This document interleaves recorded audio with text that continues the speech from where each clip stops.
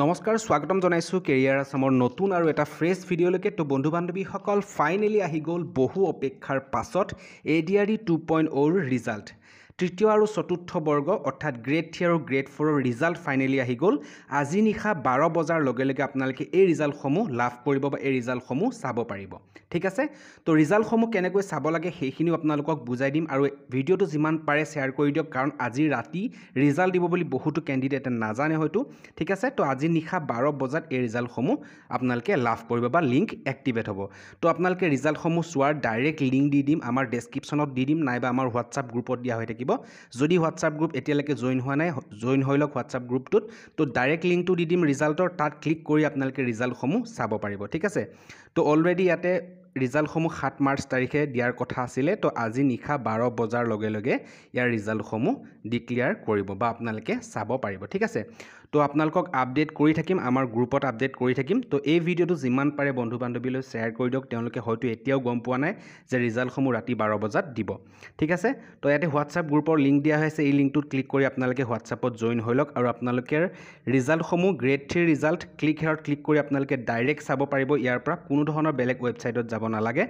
Grade 4ৰ result link direct দি দিছোঁ, click হেয়াৰত click কৰি আপোনালোকে ডাইৰেক্ট চাব পাৰিব। এতিয়া লিংক এক্টিভেট হোৱা নাই, যেতিয়া লিংক এক্টিভেট হয় লগালগ মই ইয়াতে লিংকসমূহ লগাই দিম। তো আপোনালোকে ইয়াৰ পৰা গৈ ডাইৰেক্টলি নিজৰ মোবাইলসমূহত গৈ আপোনালোকে চাব পাৰিব ৰিজাল্ট। ঠিক আছে, তো নিজৰ মোবাইলতে চাব পাৰিব, বেলেগত যাবলৈ কোনো প্ৰয়োজন নাই।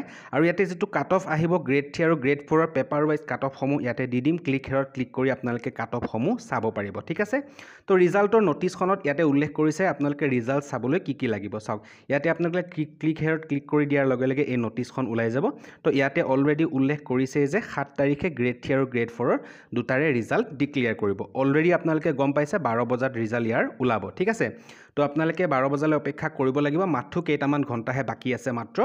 তো আপোনালোকে ৰিজাল্টসমূহ চাবলৈ নিজৰ মোবাইলত গৈ আপোনালোকৰ যিটো ডাইৰেক্ট লিংক দিয়া আছে সেই লিংকটোত ক্লিক কৰিব। হোৱাটছআপ গ্ৰুপতো পাব আমাৰ, নহ'লে ডেছক্ৰিপশ্যনত গৈও সেই লিংকটোত ক্লিক কৰিব। ডাইৰেক্ট লিংকটোত ক্লিক কৰাৰ পাছত তাতে আপোনালোকে যিটো এপ্লাই কৰাৰ সময়ত আপোনালোকৰ এপ্লিকেশ্যন নাম্বাৰ আছিলে সেই এপ্লিকেশ্যন নাম্বাৰটো বহাব লাগিব, বহাই পাছৱৰ্ডটো আপোনালোকে দিব লাগিব। ঠিক আছে, তেতিয়া আপোনালোকে আপোনালোকৰ ৰিজাল্টসমূহ চাব পাৰিব। বা পাছৱৰ্ড যদি পাহৰিছে তেনেহ'লে কোনো ইছ্যু নাই।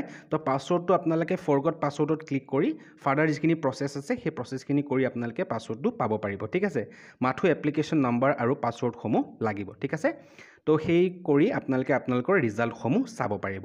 তো বন্ধু বান্ধৱীসকল যথেষ্ট ভাল খবৰ, বহুতো কেণ্ডিডেটে বহুদিনৰ পৰা অপেক্ষা কৰি আছিলে, অলৰেডি ইয়াৰ অপেক্ষাৰ অন্ত পৰিছে।